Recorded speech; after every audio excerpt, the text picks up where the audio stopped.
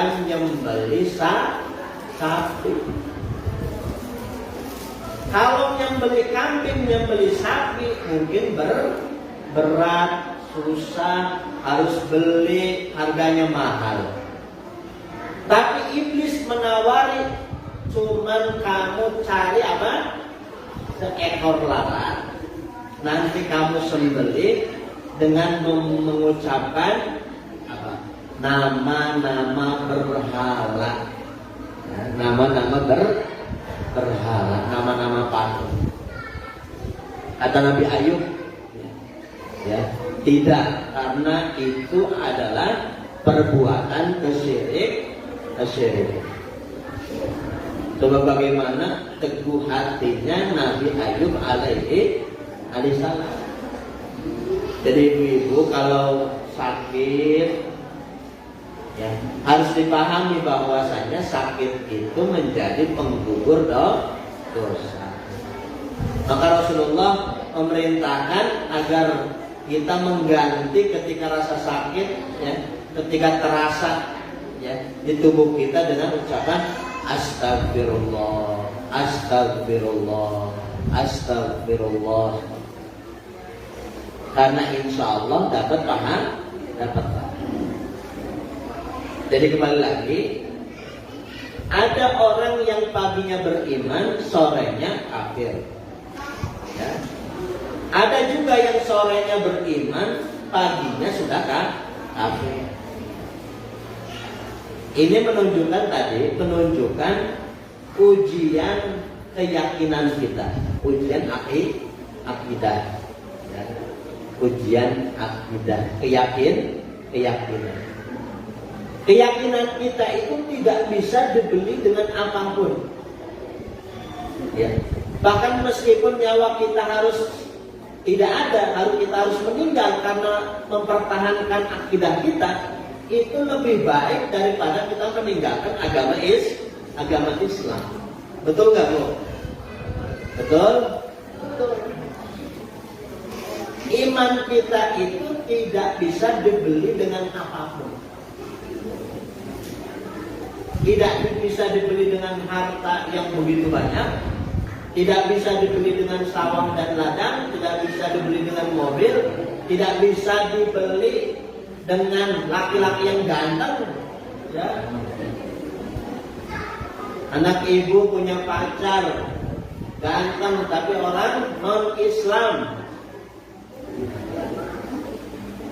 Kemudian dia kalau nikah harus ikut agamanya. Kira-kira setuju nggak? Setuju? Duitnya banyak. Ntar ibu dapat mobil Pajero, mertuanya tuh dapat. Mau ibu-ibu? Beneran? Dikasih rumah besar? Enggak ya? Orang Pajero kan nggak mau ya. Jadi tidak bisa dibeli dengan apapun keimanan kita ini.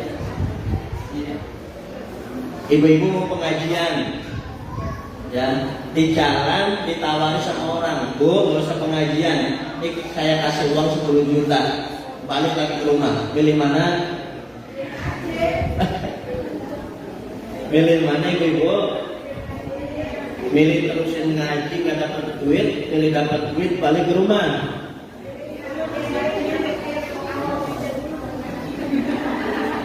Bingung ya?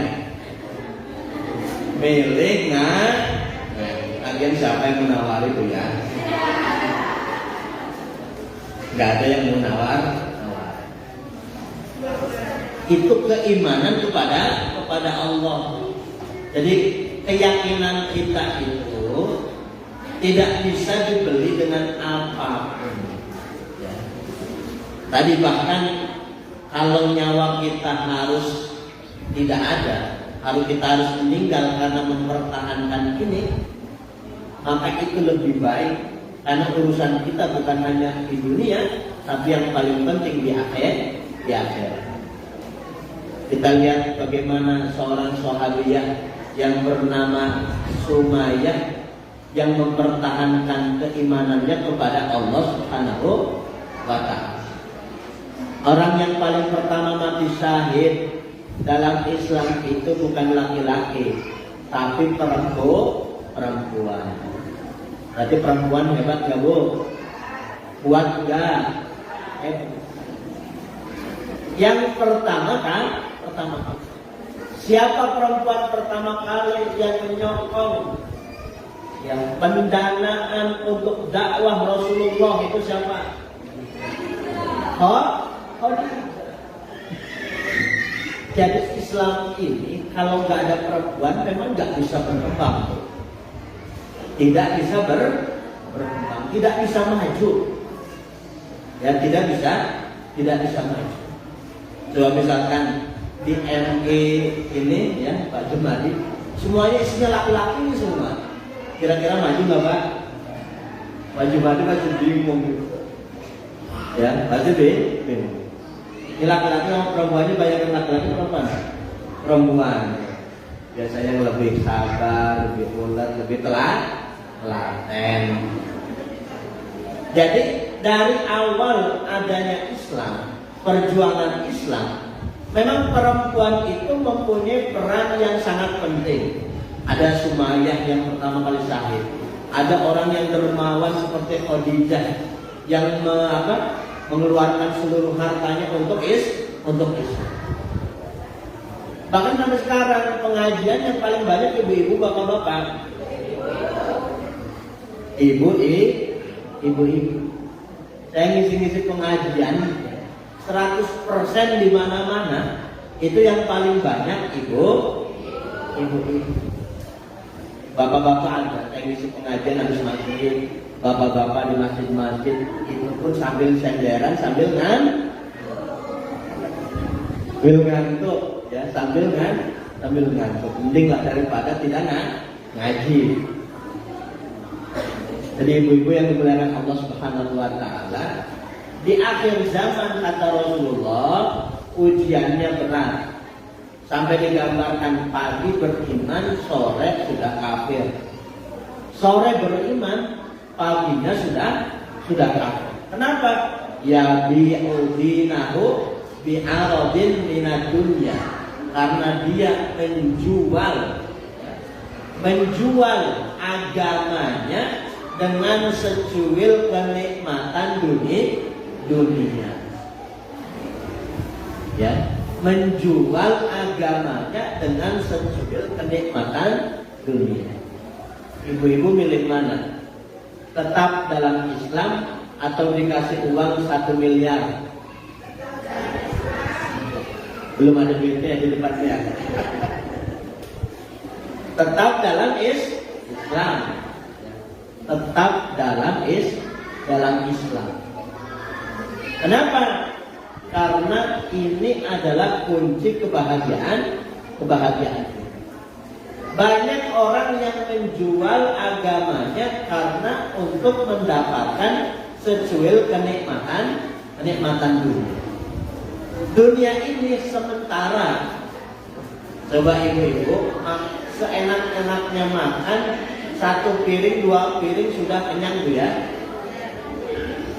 Sebanyak-banyaknya ibu-ibu punya baju yang mungkin yang dipakai cuman berapa. Sebanyak apapun ibu punya mobil yang dipakai juga cuman berapa. Itulah kehidupan dunia. Jadi ibu-ibu yang dimuliakan Allah Subhanahu wa taala, fenomena orang menjual agamanya untuk mendapatkan dunia itu sudah sangat terang benderang. Orang tidak peduli lagi dengan urusan agama. Padahal agama dinul Islam ini adalah fondasi kehidupan ya, fondasi kehidupan kita. Maka ibu-ibu yang dimuliakan Allah Subhanahu wa taala, ya, kembali lagi bahwa jangan menunda-nunda amal kebaikan. Itu jangan sampai ditunda. Kenapa tadi? Karena terbatasnya waktu. Waktu kita terbatas. Kecuali kalau ibu-ibu hidup selamanya di dunia. Tapi waktu kita ini terbatas. Ibu-ibu misalkan mau naik kereta, keretanya jam 10, kira-kira harus cepat-cepat gak? Harus cepat. Persiapan, berangkat jam berapa, nanti naik jam berapa. Seperti itu. Begitu juga kita. Sebelum keretanya berangkat, kita harus sudah siap beramal soleh, memperbanyak kebaikan. Kita persiapkan apa yang akan kita bawa. Nanti ketika datang kematian, kita sudah wala tamutunna illa wa antum muslimun. Janganlah kalian meninggal kecuali dalam keadaan Islam, beriman kepada Allah Subhanahu wa ta'ala. Jadi ketika kita meninggal, kita sudah mempersiapkan apa yang kita persiapkan. Kira-kira yang dipersiapkan apa itu, Ibu? Amal soleh. Amal soleh itu jenisnya banyak. Ya, jenisnya banyak. Dari sedekah, sholat, infak, puasa, dan semua jenis kebaikan. Kebaikan menurut Allah dan kebaikan menurut kita manusia itu belum tentu sama. Ibu-ibu kira-kira mau menurut Allah apa menurut manusia? Kebaikan menurut Allah itu diterapkan ada semuanya dalam Al-Qur'an. Tapi kalau menurut manusia itu sebatas hanya ada di pikiran manusia. Contoh misalkan, ya, menurut Allah menutup aurat itu baik, itu namanya kebaikan. Tapi belum tentu menurut manusia. Ya, belum tentu menurut manusia. Orang di luar negeri, di barat, bahkan di Indonesia, ya, mereka banyak yang menganggap gak usah pakai kerudung, tidak usah menutup aurat, ya. Ada juga yang seperti itu. Jadi patokannya kebaikan itu adalah menurut Allah, bukan menurut manusia. Menurut Allah, kemudian apa yang disampaikan oleh Nabi kita Muhammad Sallallahu Alaihi Wasallam. Makanya badiru bil a'mal, bersegeralah menjalankan amal. Rasulullah Sallallahu Alaihi Wasallam dalam ada dua hadis bagaimana Rasulullah bersegera di dalam beramal. Satu hadis ketika Rasulullah mengimami sholat, setelah sholat, ya, Rasulullah langsung pergi ke rumah. Biasanya zikir dulu, tapi Rasulullah langsung pergi ke rumah.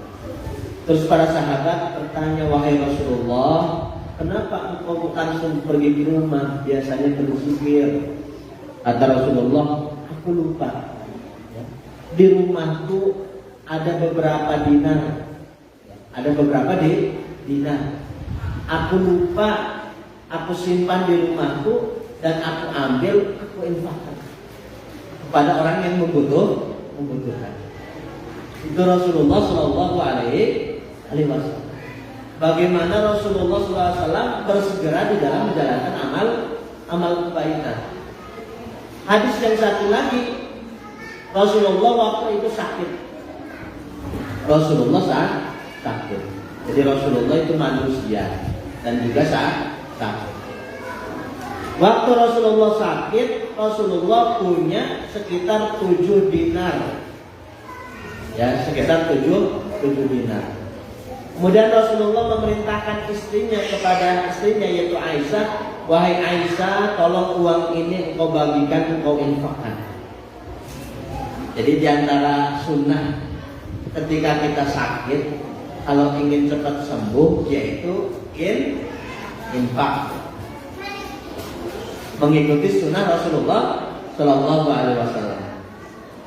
Kata Rasulullah, wahai Aisyah, aku punya uang 7 dinar, kau infakkan. Kemudian Aisyah lupa karena saking sibuknya ngurus Rasulullah yang sedang sakit. Diurus itu Rasulullah yang sedang sakit. Kira-kira suami ibu-ibu kalau sakit diurus nggak bu? Diurus apa dibiarin? Dikurusin sampai kurus ya. Diurus bu ya, seperti Aisyah ngurus Rasulullah. Aisyah ngurus Rasulullah dan Aisyah lupa ternyata Rasulullah kemarin menyampaikan uang untuk dibagikan. Tapi Aisyah lupa karena saking sibuknya ngurus Rasulullah Shallallahu Alaihi Wasallam. Kemudian Rasulullah sembuh. Setelah Rasulullah sembuh, kemudian Rasulullah bertanya, wahai Aisyah, apakah engkau sudah bagikan uang yang aku berikan? Kata Aisyah, wahai Rasulullah, aku lupa. Karena waktu itu saking sibuknya ngurus Rasulullah Shallallahu Alaihi Wasallam. Kata Rasulullah, wahai Aisyah, bagaimana aku akan bertemu dengan Allah? Apa yang aku sampaikan di hadapan Allah? Ya. Engkau lupa menyampaikan amanah dari itu padahal cuma 7 dinar. Rasulullah sangat takut sekali ya, ketika bertemu dengan Allah Subhanahu wa Ta'ala, bagaimana nanti mempertanggungjawabannya di hadapan Allah.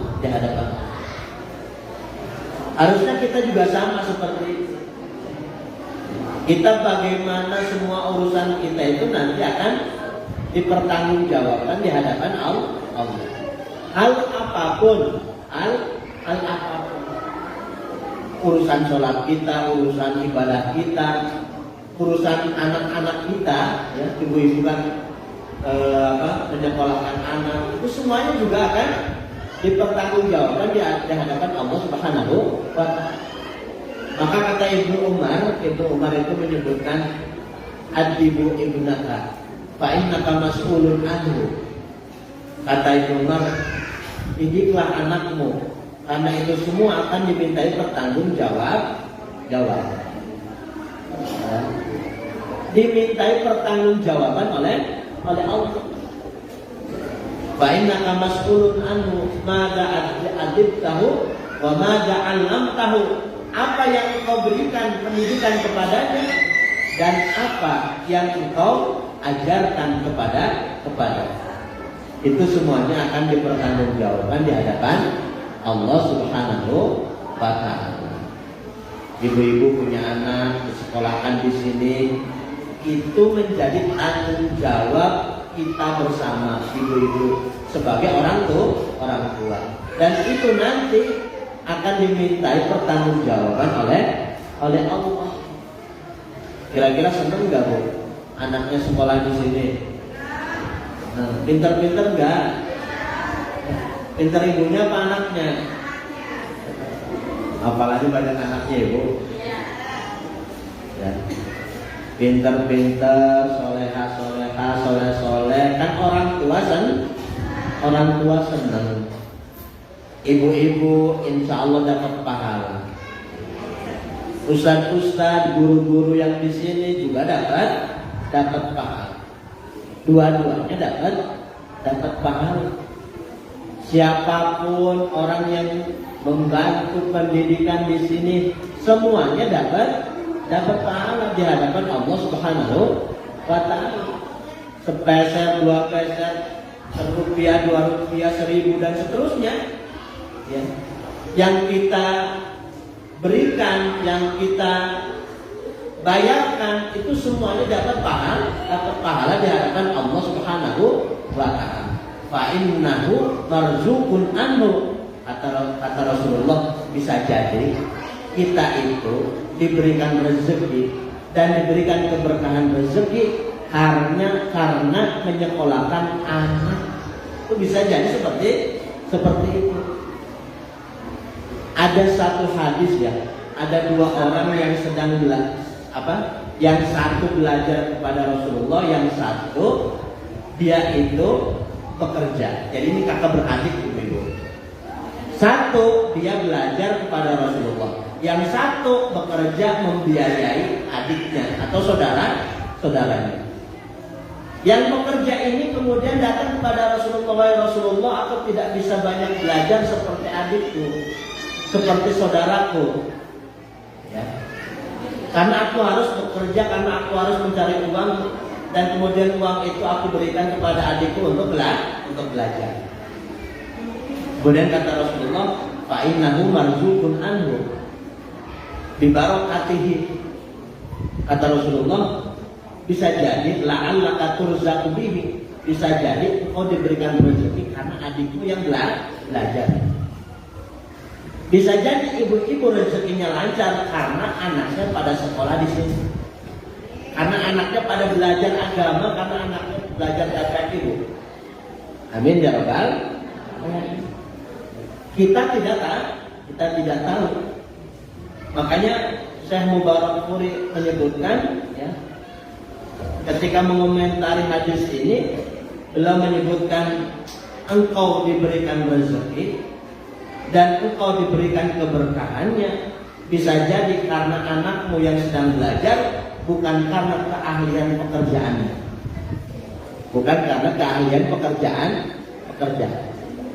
Bukan karena suami ibu jadi guru, atau bukan karena suami ibu jadi pedagang, bukan karena suami ibu jadi petani, diberikan rezeki dan keberkahan. Bisa jadi karena anak ibu yang belajar. Itu kita tidak tahu. Ya, kita tidak tahu. Jadi ibu-ibu yang dimuliakan Allah Subhanahu wa taala, badiru bil a'mali, bersegeralah menjalankan kebaikan. Bersegera menjalankan kebaikan. Jangan ditunda-tunda. Jangan ditunda-tunda, biasanya tidak jadi. Jangan nanti di kafani. Kalau nanti keburu meninggal. Kalau sudah meninggal tidak bisa beramal soleh. Jadi jangan ditunda-tunda. Selagi kita mampu, kita bisa, maka kita jalan. Insya Allah Subhanahu wa taala memberikan keberkahan kepada kita semua. Amin ya rabbal alamin. Mudah-mudahan ada manfaatnya. Yang sedikit ini ada tanya jawab. Mudah-mudahan Allah Subhanahu wa taala selalu memberikan keberkahan kepada kita semua. Kemudian selanjutnya tanya jawab bagi ibu sekalian, bagi bapak ibu sekalian, bagi ibu sekalian, karena ada waktu tanya jawab nih, kami buka 3 boleh 3 penanya, boleh tanya soal materi ataupun yang lainnya. Kepada ibu yang ingin bertanya, angkat tangan Bu. 3 orang.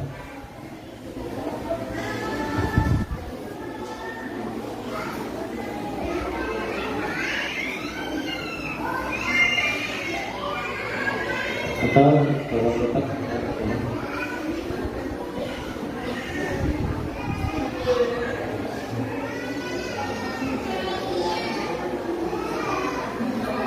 kalau nggak bertanya, ditanya sama sekali. Ayo.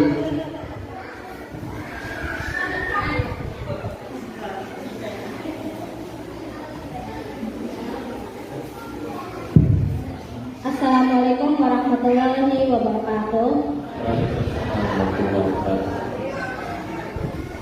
Mohon saya tanya ya Pak Ustadz Fatin, bagaimana caranya itu